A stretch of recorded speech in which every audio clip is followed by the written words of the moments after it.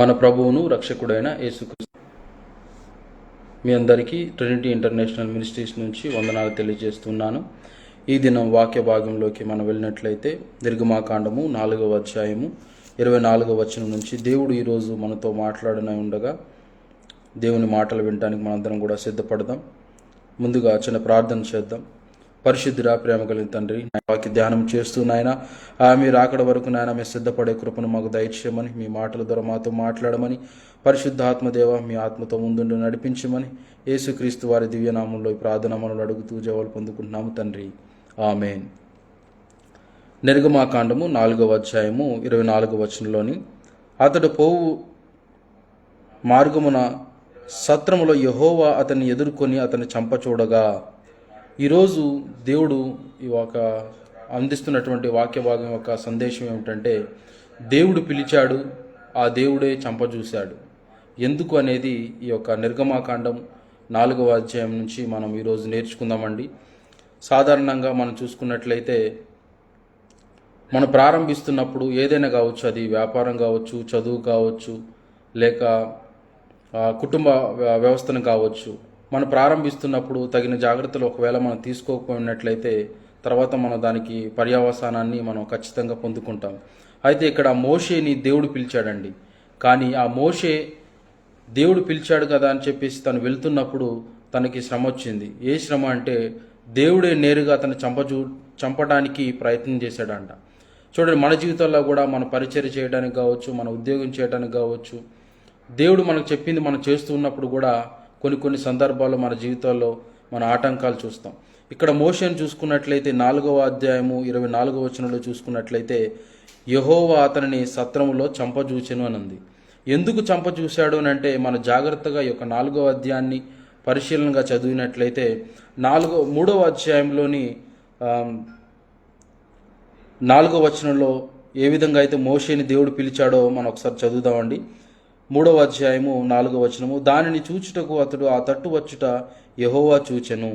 దేవుడు ఆ పొద నుండి మోషే మోషే అని అతను పిలిచెను. చూడండి ప్రియమైన సహోదరి సహోదరులారా, ఇక్కడ 3వ అధ్యాయంలో మోషేని ఎవరు పిలిచారంటే యెహోవా దేవుడు పిలిచాడండి. కానీ ఇక్కడ 4వ అధ్యాయంలో మనం చూసుకున్నట్లయితే ఆ పిలిచిన దేవుడే తను చంపడానికి ప్రయత్నం చేశాడు. ఎందుకనంటే, ఉదాహరణగా మనం తీసుకున్నట్లయితే ప్రభువైన యేసుక్రీస్తు వారు ఈ భూమి మీదకి వచ్చినప్పుడు తాను బాప్తిసం ఎందుకు తీసుకున్నాడు అంటే, తను ఏదో మారు మనసు పొందాడని కాదు, లేక తన పాపిష్టి జీవితాన్ని ఒప్పుకొని విడిచిపెట్టాడని కాదు, కానీ ప్రపంచంలో ఉన్నటువంటి ప్రతి ఒక్కరికి ఒక మాదిరిగా ఉండటానికి ఆయన బాప్తిసం తీసుకున్నాడు. అదే తన మాటల్లో కూడా యోహానుతో ఏం చెప్పాడంటే, ఈ సమయం ముందు ఇది జరిగించు, ఇది జరగాలి అని యోహానికి ఏ రీతిగా ఇది చెప్పారో ఇక్కడ మోషేను కూడా తీసుకున్నట్లయితే, మోషే రాబోయే రోజుల్లో కొన్ని లక్షల మందిని ముందుండి నడిపించాల్సినటువంటి గొప్ప భాగ్యాన్ని దేవుడు అతనికి ఇచ్చినప్పుడు, తనలో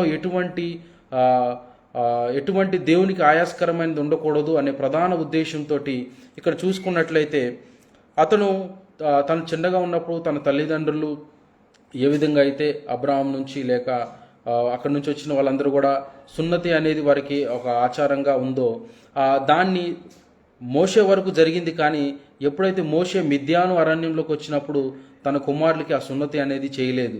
సున్నతి ఎందుకనంటే, సున్నతి చేయబడిన వారు దేవుని బిడ్డలుగా ఆ రోజుల్లో పిలువబడేవాళ్ళు. అయితే ఈ లక్షల మంది ప్రజలు నడిపించేటువంటి ఒక గొప్ప నాయకుడు కాబోతున్న ఈ మోషే తను మాత్రం సున్నతి పొందుకున్నాడు, కానీ తన బిడ్డలు మాత్రం సున్నతి జరగలేదు. ఎందుకు అనేది మనకు తెలియదు. కానీ ఈ సందర్భంలో 4వ అధ్యాయం 24వ వచనంలో దేవుడు చంపజూచెను అని మనం చూసుకున్నప్పుడు వెంటనే రియాక్షన్ చూసుకున్నట్లయితే 25వ వచనంలో, సిప్పోరా వాడిగల రాయి తీసుకొని తన కుమారుని సున్నతి చేసి అతని పాదముల యొద్ద అది పడవేసి, నిజముగా నీవు నాకు రక్త సంబంధమైన పెనిమిటివైతివనెను. చూడండి, ఇక్కడ జరిగిన యెహోవా ఎప్పుడైతే మోషేని చంపజూసెనో వెంటనే రియాక్ట్ అయింది ఎవరనంటే మోషే కాదండి, ఎవరు? తన భార్య.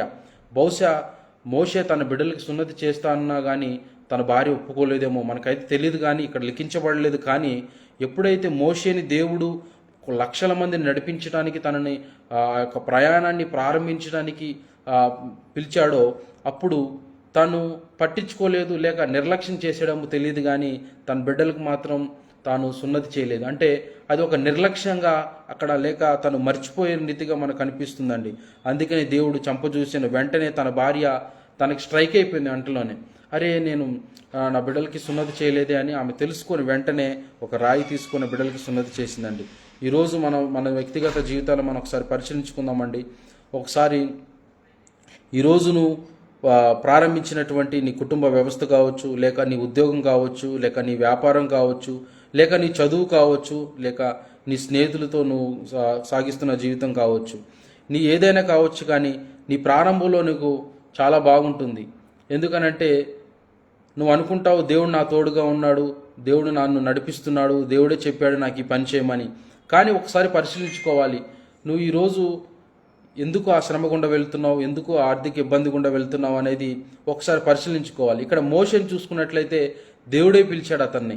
కానీ ఎంటలోనికి ఏమొచ్చిందంటే ఆర్థిక సమస్య రాలేదు, అనారోగ్య సమస్య రాలేదు, లేదా కుటుంబంలో సమస్య రాలేదు. కానీ డైరెక్ట్గా తానే మరణానికి గురి అంత స్థితికి చేరుకున్నాడు. ఎందుకనంటే తాను మర్చిపోయాడు ఏందనంటే తన బిడ్డలకి సున్నతి చేయటం. ఈరోజు నువ్వు ఏ విషయాన్ని నువ్వు మర్చిపోయావేమో, లేక ఏ పాపాన్ని అయితే ఇంకా వదిలిపెట్టకుండా దాన్ని కొనసాగిస్తున్నావేమో ఈ సమయంలో ఖచ్చితంగా నువ్వు పరిశీలించుకోవాలి.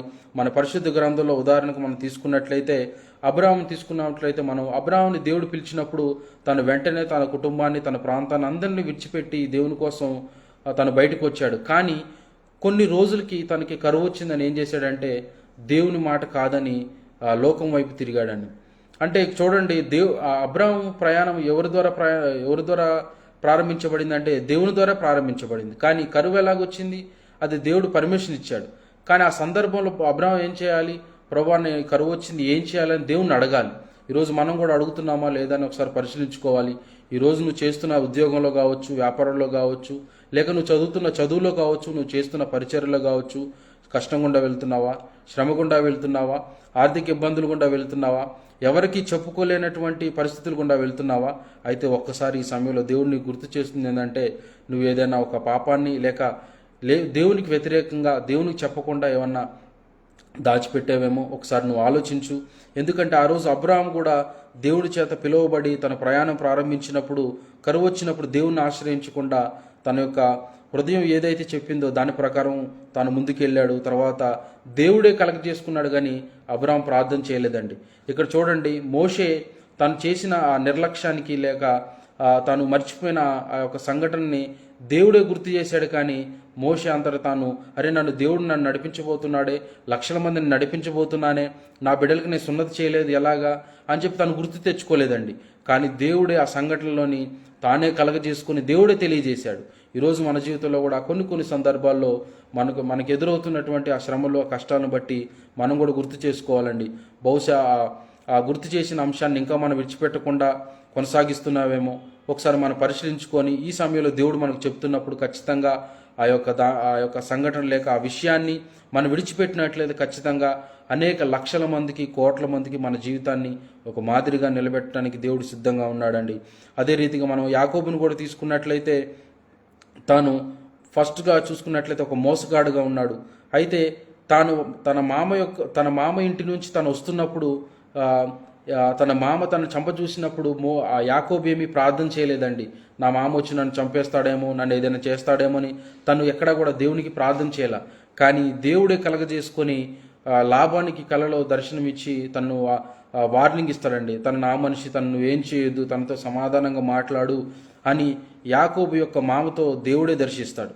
ఈరోజు నువ్వు ఒకవేళ నన్ను ఎవరు పట్టించుకోవట్లేదు, నాతో ఎవరు కూడా ఆదరించే మాటలు మాట్లాడట్లేదు, నేను వ్యాపారం చేస్తున్నా, నాకు నష్టాలు వస్తున్నాయి, నేను పరిచయం చేస్తున్నా, ఏ ఉపయోగం రావట్లేదు, ఏ ఒక్కరు కూడా రక్షణ పొందుకోవట్లేదు, అభివృద్ధి లేదు, ఒకవేళ నువ్వు బాధపడుతున్నట్లయితే జాగ్రత్తగా ఒకసారి ఈ మాటలను జ్ఞాపకం తెచ్చుకో. ఎందుకంటే దేవుడే నీకు ఒకవేళ పిలిచి నీకు పరిచయం అప్పగించినట్లయితే దేవుడే ఖచ్చితంగా నీ యొక్క సమస్య నుంచి నేను దూరపరుస్తాడండి.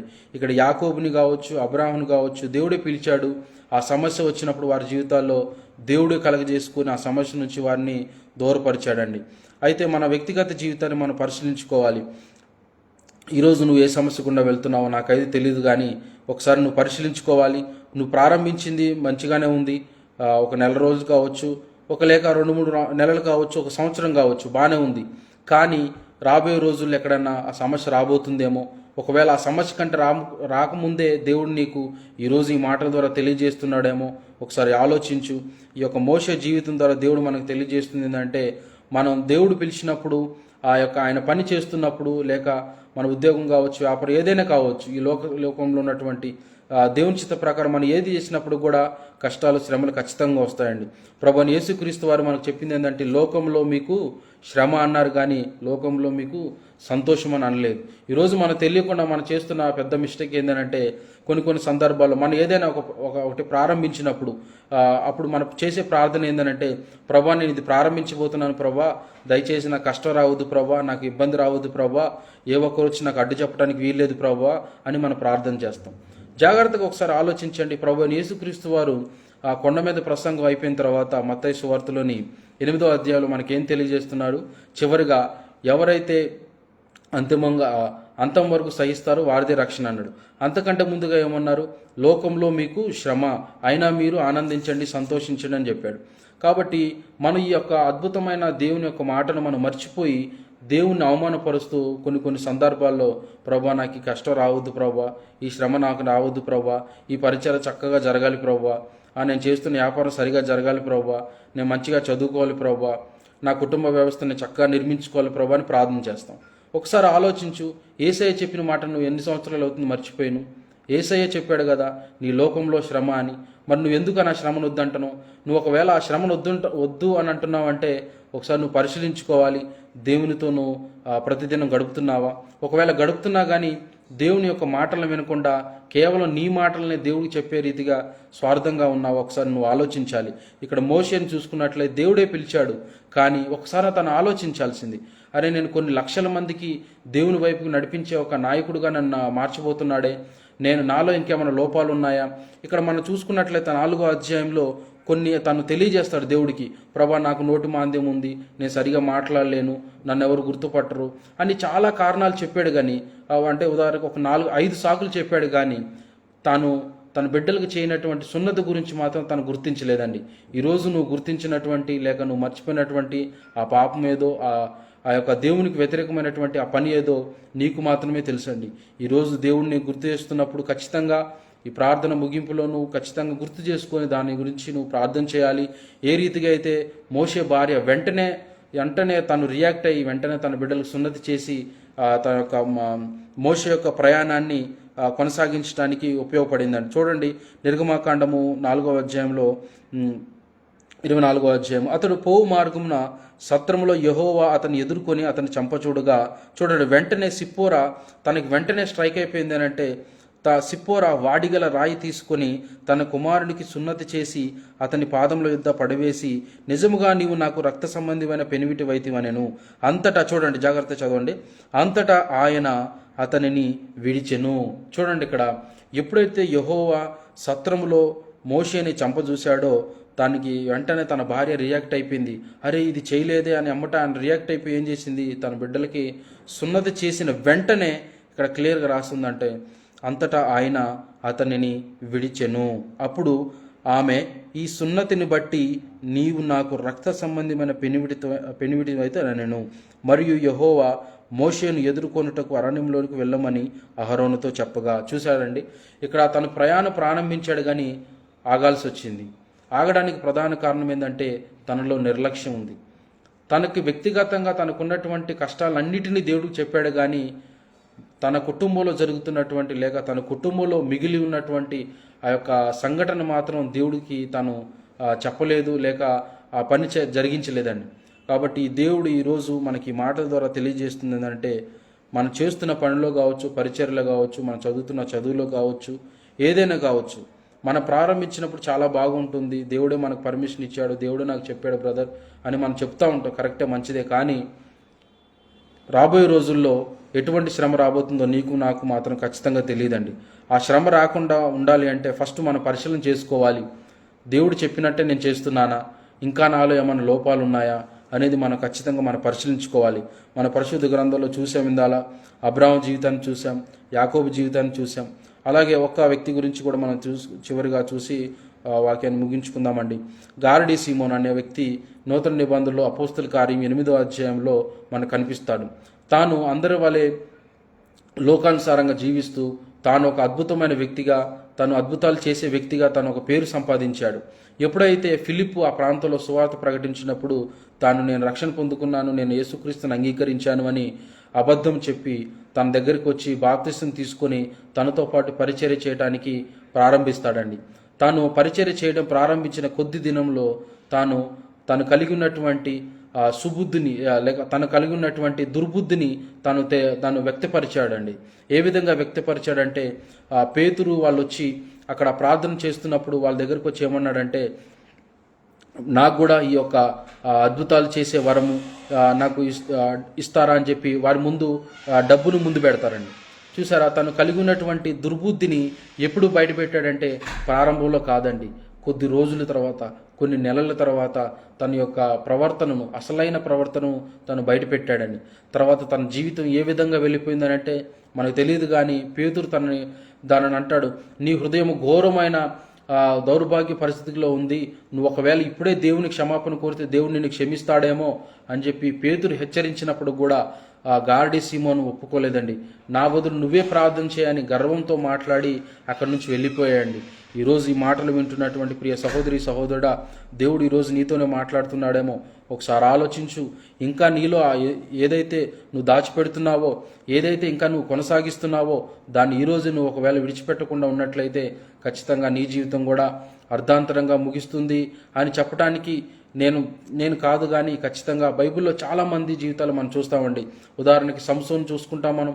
సంసోన్ను దేవుడు ఎందుకు సృష్టించాడు? ఇజ్రాయేల్ ప్రజల్ని లేక దేవుని ప్రజల్ని ఫిలిస్తీన్ల నుంచి రక్షించడానికి ఒక న్యాయాధిపతిగా తనను ఏర్పరచుకున్నప్పుడు తాను దేవునికి వ్యతిరేకంగా జీవించి తన జీవితాన్ని తనంతట తానే కోల్పోయాడండి. తర్వాత సౌలు కూడా మనం తీసుకున్నట్లయితే ఇజ్రాయెల్ దేశానికి మొట్టమొదటిగా రాజుగా దేవుడు గొప్ప అవకాశం ఇచ్చినప్పుడు కూడా దేవుడు చెప్పింది చేయకుండా తన స్వార్థంతో తన ఇష్టం ప్రకారం తను చేసినప్పుడు తనంతట తానే మరణానికి అప్పగించుకున్నాడు. అలాగే చూసుకున్నట్లయితే యేసుక్రీస్తు వారి దగ్గరికి ఒక వ్యక్తి వచ్చి ఈ విధంగా అడుగుతున్నాడు, ప్రభువా, బోధకుడా, నేను నిత్య జీవానికి వెళ్ళాలంటే నేను ఏం చేయాలి అని ప్రశ్నించినప్పుడు ప్రభువైన యేసుక్రీస్తు వారు చెప్పారు, నువ్వు దేవుని పూర్ణ హృదయంతో ప్రేమించాలి. అవన్నీ ధర్మశాస్త్రంలో ఉన్నటువంటి ఆజ్ఞలన్నీ చెప్పాడు. అయితే ఆ వ్యక్తిలో ఒక లోపం మాత్రం ఉందండి. ఆ లోపం ఏంటంటే ధనాశ. ఆ ధనాశను తను యేసుక్రీస్తు వారు ఏం చెప్పారంటే, అయితే నేను ఇవన్నీ చేస్తున్నా అంటున్నా కరెక్టే, మంచిదే, కానీ నీలో లోపం ఒకటి ఉందని అన్నాడు. ఏంది ప్రభు ఆ లోపం అంటే, నీకున్న ఆస్తిని అంతా అమ్మి బేదలకి ఇవ్వమన్నాడు. కానీ ఆ వ్యక్తి మిక్కిలి ధనాపేక్ష గలవాడే ఏం చేశాడంటే తన ఆస్తిని అమ్మటానికి ఇష్టపడక దేవుణ్ణి విడిచి వెళ్ళిపోయాడండి. చూడండి, తన యొక్క జీవితం తర్వాత ఏమైందో మనకు తెలియదు. కానీ తాను అంతా మంచిగా ఉంది, దేవుడు చెప్పిన ఆజ్ఞలన్నిటినీ తను ఫాలో అవుతున్నాడు, పాటిస్తున్నాడు. కానీ తనలో ఆ లోపాన్ని పెట్టుకొని దేవుని దగ్గరికి వచ్చాడు. ఈరోజు ఈ మాటలు వింటున్న సహోదరి సహోదరుడా, ఇంకా నువ్వు ఆ లోపాన్ని దాచిపెడతావంటే ఖచ్చితంగా నువ్వు కూడా నిత్య జీవానికి వారసురాలివి కాకుండా మిగిలిపోతావేమో. ఒకసారి నువ్వు ఆలోచించు. మరొక వ్యక్తి ధర్మశాస్త్రాన్ని బోధించేటువంటి ఒక వ్యక్తి వచ్చి ప్రభువైన యేసుక్రీస్తు దగ్గరికి వచ్చి అడుగుతాడు, బోధకుడా, నిత్య జీవానికి ఒక వ్యక్తి వెళ్ళాలంటే ఏం చేయాలన్నప్పుడు ప్రభువైన యేసుక్రీస్తు వారు అక్కడ కూడా తనకు తెలియజేసింది ఏంటంటే, నీ పూర్ణ హృదయంతో, నీ పూర్ణ శక్తితో దేవుణ్ణి ఆరాధించాలి, సేవించాలి, నిన్ను వల్ల నీ పొరుగువాన్ని ప్రేమించాలి అని చెప్పినప్పుడు ఆ ధర్మశాస్త్ర ఉపదేశకుడిలో ఉన్నటువంటి లోపం ఏమిటంటే పొరుగువాన్ని ప్రేమించేటటువంటి తత్వం తనకు లేదండి. తనకి మాత్రం అన్నీ తెలుసు, తన పరిచర్య చేస్తాడు. కానీ తనలో ఆ లోపాన్ని పెట్టుకొని తన పరిచర్యని కొనసాగిస్తున్నప్పుడు యేసయ్య తనకి ముక్కుసూటిగా లేక డైరెక్ట్గా తనకి చెప్పాడు, నువ్వు నిన్ను వల్ల నీ పొరుగు వారిని ప్రేమిస్తే సరిపోతుంది, నువ్వు నిత్య జీవానికి వారసుడు అవుతావు అని. కానీ తాను మాత్రం తన పొరుగు వాళ్ళని మాత్రం ప్రేమించే వ్యక్తిగా లేడండి. తనకి వాక్యం తెలుసు, పరిచర్య చేస్తున్నవాడే, కానీ తనలో మాత్రం ఆ లోపంతో తను పరిచర్య కొనసాగిస్తున్నాడు. ఒకవేళ ఈరోజు నువ్వు కొనసాగిస్తున్న వ్యాపారం, నువ్వు చదువుతున్న చదువు కావచ్చు, నువ్వు ఏదైనా కావచ్చు, కానీ నువ్వు ఆ లోపాన్ని పెట్టుకొని ఇంకా నువ్వు కొనసాగిస్తానంటే ఖచ్చితంగా ఈ లోకయాత్ర ముగించాల్సిన సమయం వచ్చినప్పుడు నువ్వు విడవబడతావని వాస్తవాన్ని మనం ఖచ్చితంగా నువ్వు తెలుసుకోవాలండి. ఎందుకంటే ఇప్పుడు చూసాం మనం పరిశుద్ధ గ్రంథంలో చాలామంది క్యారెక్టర్ని చూసాం మనం. వారు కలిగి ఉన్నటువంటి లోపాన్ని బట్టి దేవుని దగ్గరికి వచ్చారు, కానీ ఆ రోజు అక్కడ విడిచిపెట్టబడ్డారు. చూడండి, ఈరోజు మనం కూడా ఆ లోపాలను మనం ఇంకా కొనసాగిస్తూ దేవునితో మనం కలిసి జీవిస్తున్నట్లయితే ఖచ్చితంగా ప్రభువైన యేసుక్రీస్తు వారు రాకడ ఎప్పుడు వస్తుందో మనందరికీ తెలియదు. కాబట్టి ఖచ్చితంగా మనం సిద్ధపడి ఉండాలి.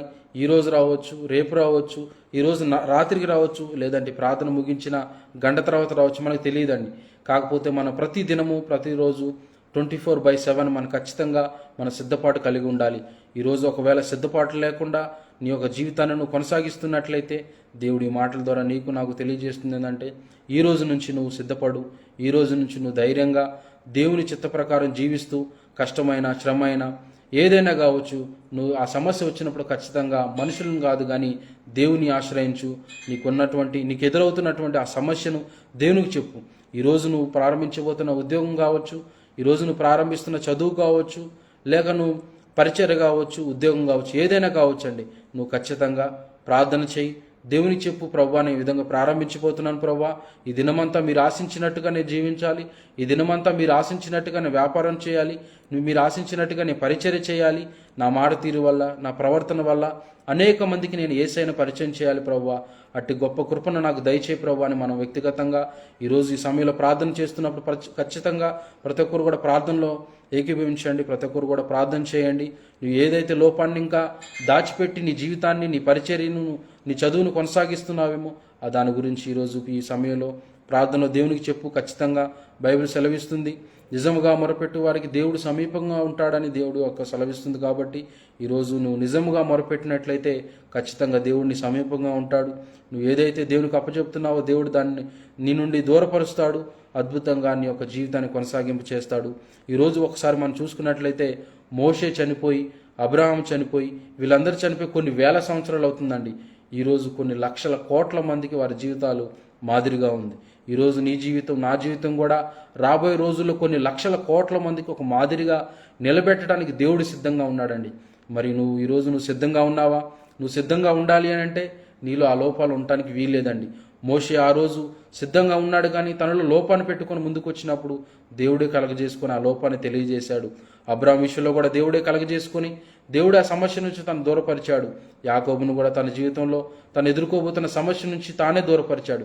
ఈరోజు నీ సమస్య కూడా దేవుడు తీర్చడానికి, లేక దేవుడు నీ నుంచి దూరపరచడానికి ఆయన సిద్ధంగా ఉన్నాడు. కాబట్టి నువ్వు అటు విశ్వాసం నీకు ఉన్నట్లయితే ఖచ్చితంగా ఇప్పుడు ప్రార్థన చేస్తున్నప్పుడు ఖచ్చితంగా నువ్వు హృదయపూర్వకంగా ఆ సమస్యను, లేక ఆయన ఏదైతే నువ్వు దాచిపెడుతున్నావో దానికి హృదయపూర్వకంగా దేవుడికి విన్నవించినట్లయితే దేవుడు ఆ సమస్య నుంచి, లేక ఆ ఇబ్బంది నుంచి, ఆ యొక్క నువ్వు దాచిపెట్టిన దాని నుంచి నేను దూరపరచడానికి సిద్ధంగా ఉన్నాడు. దేవుడి యొక్క మాటల ద్వారా మనందరిని దీవించాలని, ఆశీర్వదించాలని కోరుతూ దేవుడు మనందరితో మాట్లాడినందుకు దేవునికి కృతజ్ఞతాస్తుతులు చెల్లిస్తూ అందరం కూడా ప్రార్థన చేద్దామండి. ప్రతి ఒక్కరు ప్రార్థనలో ఏకీభవించండి. పరిశుద్ధుడా, ప్రేమగల తండ్రి, నాయన నీ ఉన్నతమైన శక్తిగల నామంలో వందనాలు, స్తోత్రాలు చెల్లిస్తున్నాం తండ్రి. ఆ ఉదయకాల సమయంలో ప్రభా నీ మాటలు వినటానికి మాకు ఇచ్చిన ఈ గొప్ప భాగ్యానికి వందనాలు, స్తోత్రములు చెల్లిస్తున్నాను తండ్రి. ఈ భూ ప్రపంచంలో ప్రభా ఎంతోమంది ప్రభా నీ మాటలు వినాలని ఆశపడుతున్నారు తండ్రి. నీ మాటలు వినటానికి వారు ఎంతో ప్రయాసపడుతున్నారు తండ్రి. కానీ నాయన ఇంట్లో ఉన్నటువంటి భార్య ఒప్పుకోవడం లేదు, భర్త ఒప్పుకోవడం లేదు, ఉన్న అన్న ఒప్పుకోవడం లేదు, అక్క చెల్లెలు ఒప్పుకోవడం లేదు, ఉద్యోగంలో పై అధికారులు ఒప్పుకోవడం లేదు, చదువుతున్నప్పుడు స్నేహితులు ఒప్పుకోవడం లేదు.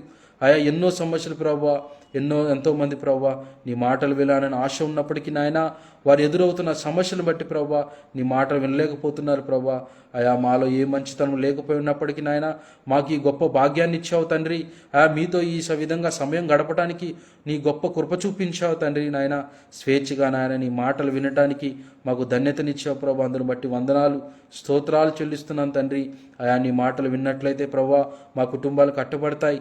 ఆ రోజు నాయన యోసేపు నాయన మరియను విడిచిపెట్టాలని తన హృదయంలో అనుకున్నప్పుడు నాయన నీ వాక్కును నాయన గాబ్రియేలు దూత ద్వారా పంపించి నాయన నీ మాటలు తన దగ్గర యోసేపు దగ్గర పలికినప్పుడు నాయన తన కుటుంబం నాయన కట్టబడింది నాయన. మరి ఏ రీతిగా అయితే ఎజ్రా దగ్గర నాయన ఆ రోజు అక్కడ ఉన్నటువంటి ప్రజలకి నాయన నీ మాటలను తాను వివరించినప్పుడు నాయన నీ ధర్మశాస్త్రాన్ని నాయన తను తెలియజేసినప్పుడు అక్కడ ఉన్నటువంటి ఆ ప్రజలందరూ కూడా నాయన వారిలో ఉన్నటువంటి ఆ పాపాన్ని ఒప్పుకొని ప్రభా కన్నీరు కార్చి నాయన ఒప్పుకొని ప్రభా విడిచిపెట్టారు ప్రభా. వారి కుటుంబాలను, వారి జీవితాలను కట్టావు తండ్రి. మరి ఈరోజు నాయన నీ మాటలు విన్నటువంటి మేము నాయన మా జీవితాల్లో వాక్యాన్ని ముద్రించుకోవాలి, వాక్యానుసారంగా మేము జీవించాలి ప్రభా. మీ నామాన్ని మహింపరచాలి ప్రభా. మరి మోషే నాయన మీరు పిలిస్తే నాయన తను పలికాడు, మీరు పిలిస్తే ప్రయాణాన్ని ప్రారంభించాడు. కానీ నాయన సున్నతి చేయించడం వాళ్ళ బిడ్డలకి నాయన మర్చిపోయాడు ప్రభా. అయా మరి మర్చిపోయినప్పుడు నాయన తను ఏదో ప్రార్థన చేయలేదు, ప్రభా నేను ఈ విషయం మర్చిపోయాను ప్రభా నన్ను క్షమించి ప్రభా అని తను ప్రార్థన చేయకపోయినప్పటికీ నాయన తండ్రి నీవు ప్రేమ గల దేవుడు కాబట్టి నాయన మీరే తనను కలుగజేసుకుని ప్రభా ఆ విషయాన్ని తను గుర్తు చేశారు నాయన. అబ్రాహాం విషయంలో కూడా నాయన అదే రీతిగా నాయన మీరు పిలిచినప్పుడు తను ప్రయాణం చేస్తున్నాడు, అయా కరువు వచ్చిందని ప్రభా మీకు వ్యతిరేకంగా తను సమస్య గుండా వెళుతున్నప్పుడు ప్రభా నాయన మరి నాయన మీరే కలగజేసుకుని ప్రభా ఆ సమస్య నుంచి, ఆ ఇబ్బంది నుంచి, ఆ కష్టం నుంచి నాయన మీరే తనను విడిపించారు తండ్రి. మరి యాకోబు విషయంలో కూడా ప్రభా అయా మరి మీరు నాయన తన కుటుంబం దగ్గరికి మీరు వెళ్ళమన్నప్పుడు నాయన తను ప్రయాణం చేస్తున్నాడు, తన కుటుంబ పరివారాన్ని అంతరం కూడా తీసుకుని వెళుతున్నప్పుడు ప్రభా తన మామ తను చంపడానికి ప్రయత్నాలు చేస్తున్నప్పుడు తన యాకోబు ఎక్కడ ప్రార్థన చేయలేదు, కానీ తన మామతో మీరే మాట్లాడారు, సమాధానంగా మాట్లాడమని చెప్పారు నాయన. తన యొక్క సమస్య నుంచి తనను విడిపించారు ప్రభువా. ఈరోజు నాయన మీరు పిలిచినట్టుగానే మా పరిచయం మేము ప్రారంభించబోతున్నాం, మా ఉద్యోగాన్ని మేము ప్రారంభించబోతున్నాం, ఆయా మా చదువును మేము కొనసాగించబోతున్నాం, మా వ్యాపారాన్ని మేము కొనసాగించబోతున్నాం, మా కుటుంబ వ్యవస్థను మేము కట్టుకోబోతున్నాం తండ్రి. నాయన దయ చూపించండి ప్రభా. ఎటువంటి కష్టం వచ్చినా ఎటువంటి శ్రమ వచ్చినా కానీ ప్రభా మేము మొదటగా చెప్పాల్సింది మీకే నాయన. ఈ లోకంలో ఉన్నటువంటి ఏ ఒక్కరికి మేము చెప్పడానికి వీల్లేదు ప్రభా. అయా వారు ఒకవేళ మేము వారికి చెప్పుకున్నట్లయితే వారు ఏదో కొన్ని మాటలు చెప్పి మమ్మల్ని బలపరుస్తారు, ఆదరిస్తారు, కానీ నాయన ఆ సమస్య నుంచి మమ్మల్ని దూరపరచలేరు తండ్రి. కానీ ఆ సమస్య నుంచి దూరపరిచే దేవుడు నీవే కాబట్టి ప్రభా ఆ మాటలు నీకే మాత్రమే చెప్పాలి ప్రభా. అయా అటు కృపను మా అందరికీ దయచేయండి. ఈ దినమంతా మేము చేయబోతున్న మా పనుల్లో మీ తోడును భద్రతను దయచేయండి తండ్రి. ఆయా గడిచిన దినం ఒకవేళ నాయన మేము శ్రమ గుండా కష్టంగా వెళ్ళి నాయన మేము అయా మీకు ఆయాస్కరంగా ఒకవేళ మేము ప్రవర్తించినట్లయితే మనం మన్నించండి ప్రభా, క్షమించండి ప్రభా. ఈ దినం మేము చేస్తున్న పనిలో, మా పరిచర్యలో, మా వ్యాపారంలో, మా చదువులో, మా ప్రతి విషయంలో కూడా ప్రభా మీ ఆత్మను ముందుగా మమ్మల్ని నడిపించండి ప్రభా. మీ ప్రేమను, మీ సమాధానాన్ని మా క్రియలో మేము కనపరచాలి, అనేకులకి నాయన మిమ్మల్ని పరిచయం చేయాలి ప్రభా. అటు కృపను దయచేయమని ప్రభా. ఈ దినం ముగింపు వరకు నాయన మీ కృపను మాకు తోడుగా ఉంచండి. ఎక్కడా కూడా ప్రభా సాతాను శోధనకు మీరు లొంగిపోవడానికి వీల్లేదు. ఏది సాతాను మాట, ఏది దేవుని మాట గుర్తించగల జ్ఞానాన్ని మాకు దయచేయండి తండ్రి. మీకు దయా దక్షిణం చూపించి ప్రభా వాక్యానుసారంగా జీవించి మీ నామాన్ని మహింపరిచి అయా మీకు సాక్షులుగా మీరు జీవించాలి ప్రభా. మీరు అక్కడ ఎప్పుడు వస్తుందో మాకు తెలియదు కానీ ప్రభా ప్రతి దినము నాయన ప్రతి క్షణం మేము సిద్ధపాటు కలిగి ఉండాలి ప్రభా.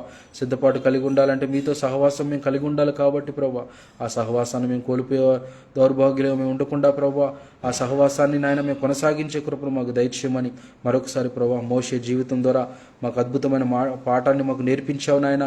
తను చనిపోయి ఈ రోజు కొన్ని వేల సంవత్సరాలు అవుతుంది, కానీ తన జీవితం ద్వారా ఈరోజు నాయన మాతో మాట్లాడే ప్రభు అందరిని బట్టి వందనాలు.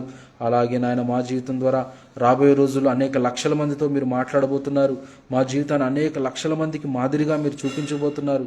అందుకని ఈరోజు ఈ మాటలు మాకు తెలియచేశారు ప్రభా. అందరిని బట్టి వందనాలు, స్తోత్రాలు. ఈ వాస్తవాన్ని మా మదిలో ముద్రించుకొని ప్రభా నాయన ఏ రీతిగా అయితే మోషేని నాయన ఈ రోజుకి నాయన మాదిరిగా నిలబెట్టావో మా జీవితాలు కూడా రాబోయే రోజుల్లో ఇన్ని మాటలు చెప్పినా కానీ ఇంకనూ నాయన వాటిని విడిచిపెట్టకుండా ఎవరైతే తన హృదయాలను కఠినపరుచుకొని నాయన జీవితాన్ని కొనసాగించబోతున్నారో అయా ఒక్కసారికి వారిని క్షమించండి ప్రభా. వారితో మాట్లాడండి ప్రభా, వారిని దర్శించండి ప్రభా. వారిలో ఒక నూతన మార్పు వచ్చుటకు నాయన నీ కృప చూపించమని దేవా వేడుకొంచున్నాను తండ్రి. ఏ విధంగా అయితే నినివే పట్టణానికి నాయన వారు మారు మనసు పొందుతారేమో అని చెప్పి మీరు యోనాను పంపించారు ప్రభా.